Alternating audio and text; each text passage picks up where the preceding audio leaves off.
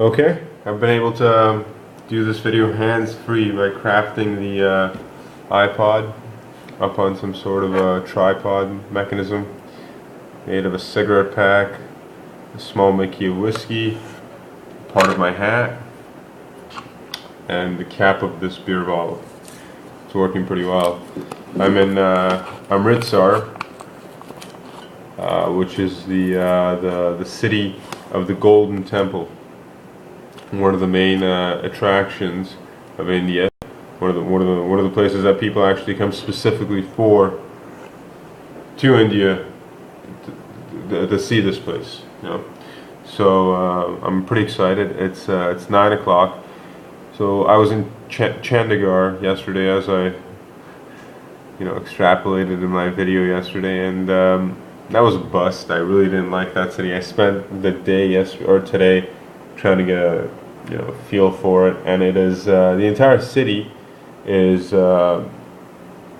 as though it's a planned city to the max. So imagine if suburbs were, it's kind of cool in that sense, but you wouldn't want to be there. Imagine if suburbs, linear grid-like suburbs were designed for a city with efficiency in mind. So massive roundabouts in these areas, square block areas called sectors, which were designed for various things. So one for shopping, and then sectors themselves took on different things. So one sector is for cloth, and another sector might be for high electronics, and then you've got residences at the northern ends of most sectors, and then it's just really bizarre. It's completely un-Indian. And apparently it's unlike any other city in India. The reason I stopped there was because this one guy who I was speaking with, and I asked him, like, have you ever been to Punjab state? And he said, oh yes, and Chandigarh is such a beautiful city. It's great. It's one of the most beautiful cities. He said he loved it. He couldn't get enough of it. And and I realized yesterday that I shouldn't ask for advice from Indians as to which cities I should visit, because they might have a completely different perspective than a foreign tourist. Because for the average Indian, for somebody who's in Delhi or in Jaipur or in Mumbai or wherever, in Rajasthan, Agra, you come to Chandigarh and you've got vast green fields of grass between major open roads that are fairly vacant, no traffic, no hustle and bustle, very organized. And so you can imagine that for an Indian, that's a really cool respite, where like the rest of their lives are just complete, utter filth and hectic go-abouts. You can sympathize with how somebody would come by and say, wow, Chandigarh is really cool. It seems to have been put together with some purpose. Unfortunately, that purpose is the 20th century urban planning that we now lament in way of our suburbs and stuff like that. And that's exactly what it is. The city looks like the section between Don Mills and Eglinton north to Leslie and Don Mills to the east. That is like the city, and then quartered off into sectors, but Indian. So it's really, really strange, and really nothing to do there. Nothing. It was a big waste of time. The hotel was super expensive, and I couldn't even do what I usually would do in a situation where there's nothing to do, which is watch some kind of Hollywood movie. But everything was in Hindi, so I watched a Hindi movie. It was also interesting. Anyway, now I'm in Amritsar, and Amritsar is cool. It seems cool. It's bustling. It's hectic. It was hell trying to get here because my train ticket was canceled. I don't know why. Couldn't figure it out. But I went to the bus terminus and got on a bus, an Indian bus. They kept on telling me again, dude, wait for the Volvo. Apparently the Volvo buses are more suited to the Western taste. And that's the other thing about Punjab region and Chandigarh and over here. Very, very few people speak English. Very few. heretofore in Rajasthan and Delhi, in almost every location, people had some working ability to function in English with a tourist. You know, over here, nothing. Even asking somebody tickets, you know what I mean? I always wish I had an Indian phrasebook or Hindi phrasebook or a Punjab phrasebook to ask tickets, where can I get tickets? And I was being led around. Once in a while, however, because Chandigarh was a university town, there was a lot of university students there, and they do speak English. And on 5 occasions, both in Chandigarh and now in Amritsar, I was helped by university students who spoke very good English. They followed me, saw to my errands.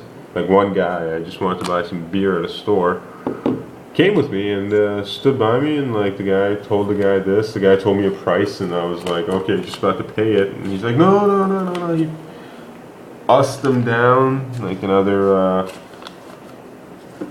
it's almost half the price, and they showed me exactly what I should pay based on a numeric code that's printed on these things. I forget where it is now, but I'll look for it next time I'm buying a beer. I haven't bought too many beers in India, so I haven't gotten used to it. In any case, Chandigarh sucked. Amritsar will be cool. The Golden Temple promises to be extraordinary. I just saw a glimmer of it, just a glimmer of it, and it's actually shining. The gold, it's actual gold. Like they plated the walls with gold, and in the interior is gold. The pillars are made of gold. And you can actually stay there for free if you're a pilgrim or a tourist, but I guess the only tourists that would do that are the kind of hippies that I really can't stand. So instead I paid for pretty heftily, $25 in India. But I got a really nice room, and one of the reasons I did that was for the Wi-Fi. And finding Wi-Fi in India has become a considerable challenge.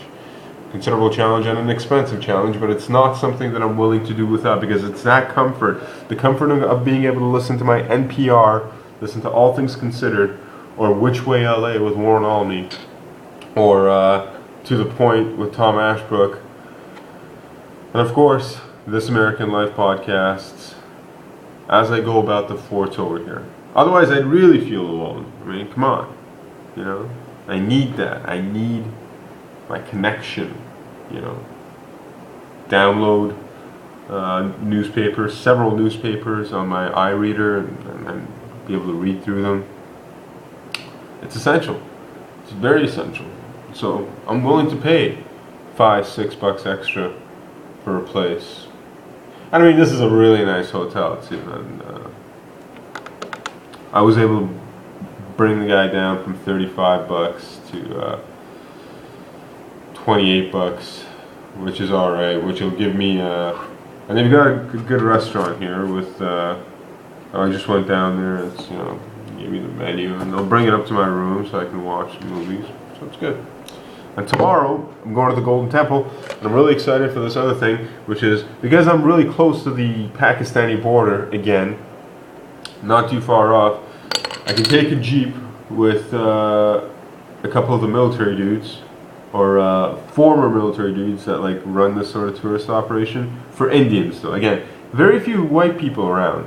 Since I left Rajasthan and even in Delhi, but since I left like Jaipur, very few white people, very few white faces. I'm not white.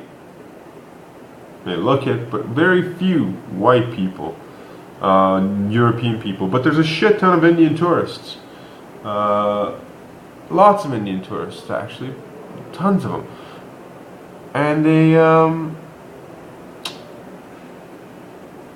want to see this one thing. One of the things that they were really keen on seeing is the military parades that happen on the line, the border line, the demilitarized line from the 1974 hostilities, where essentially each side struts their stuff. They parade, bang on drums, hoist guns in various ways, and you've got the Pakistani side doing it, and then the Indian side doing it, and then a whole horde of Pakistanis over there cheering, all within eye shot of each other, right? Within 100 meters of each other. So I'm told. I'll see this tomorrow.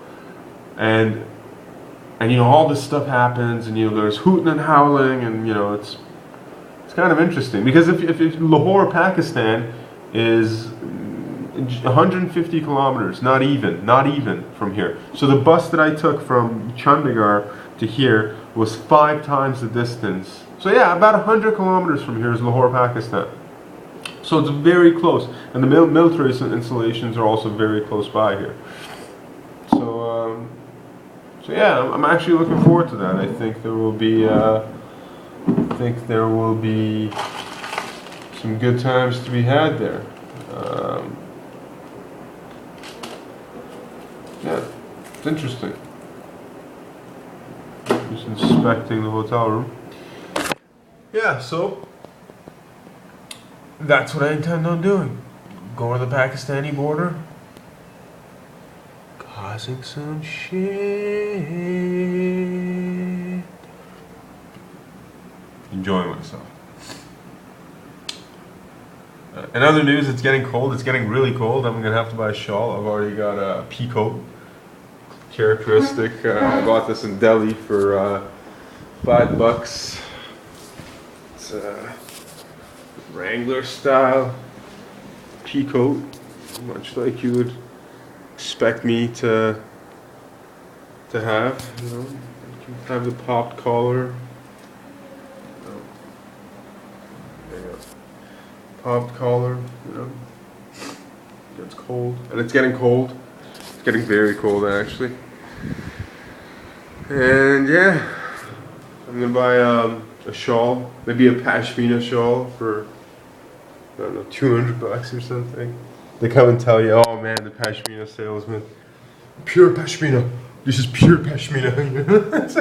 Do you know how to test pure pashmina? Who told you $1,000 for pashmina? And I had no clue. I'm like, told this guy, I'm like, oh, you're gonna buy a pashmina for 1,000 rupees. He's like, impossible. You buy it, bring it to me. I buy it for you for 5,000.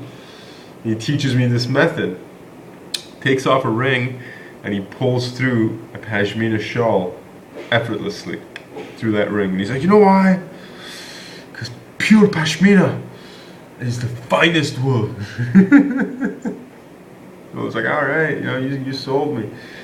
But anyway, I'm gonna keep walking. And the only reason I was there was because the taxi driver that I'd asked to take me to my hotel insists that I see these things because they get commissions if like the tourists they bring in buy them. And whatever, I said okay, I'll indulge. I'm looking to buy a scarf. Maybe not a fucking $40-50 scarf in India. Although a pashmina scarf would be kind of cool, Like, oh, where'd you get this? Oh, I got this in Kashmir, pure pashmina. And I saw the wool itself being shred off the sheep. Pure pashmina, really. Look at that. And it was hand woven. You see the impurities there? Pashmina. Do you got a wedding ring? I'll show you this pashmina. But no. Probably not going to do that. Probably going to be a rabbit's wool scarf that I'll use. Let's face it, I'm gonna get dirty. Who knows if it's gonna be like that. I might buy some and try to send it back to Canada as gifts and souvenirs. And so when I get back, they'll get back around the same time as I get back, and then that way I can just give it to people. Because I really should think about souvenirs. Like go to Darjeeling and get tea sent over. Blend my own tea. Go to the tea gardens. Anyway.